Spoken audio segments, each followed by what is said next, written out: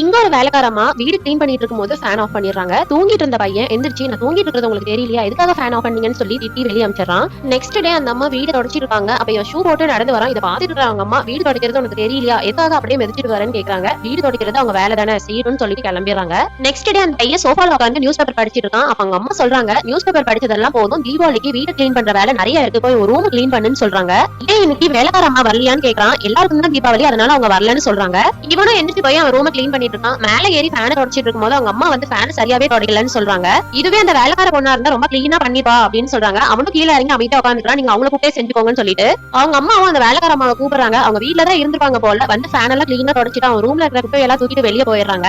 இவன் அவங்க அம்மா கிட்ட வீட்டுல அவங்க இருக்கும் போதே என்ன வேலை வாங்கினியான்னு கேக்குறான். அதுக்கு அவங்க அம்மா அப்பதானே அவங்க எவ்வளவு கஷ்டப்படுறாங்கன்றது உனக்கு புரியும்னு சொல்றாங்க. இவனும் அதை புரிஞ்சுக்கிறான். இவங்க அம்மா அவனோட தீபாவளி செலவுக்காக பணம் கொடுக்குறாங்க. அதுக்கப்புறம் அந்த வேலைக்கார அம்மாக்கு ஸ்வீட்ஸ் கிஃப்ட் எல்லாம் வாங்கி வச்சிருக்காங்க தீபாவளிக்கு கொடுக்கறதுக்காக.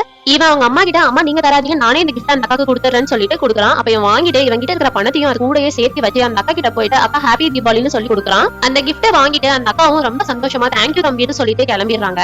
இந்த பையன் அவங்க அம்மா கிட்ட போயிட்டு இதுக்காக சட்டையை அழுகு பண்ணிட்டீங்களேமான்னு சொல்றான். அதுக்கு அவங்க அம்மா சட்டையில இருக்கிற அழுகு துவச்சா போயிடும், ஆனா உன் மனசுல இருக்கிற அழுகு இப்பதான் போயிருக்குன்னு சொல்றாங்க.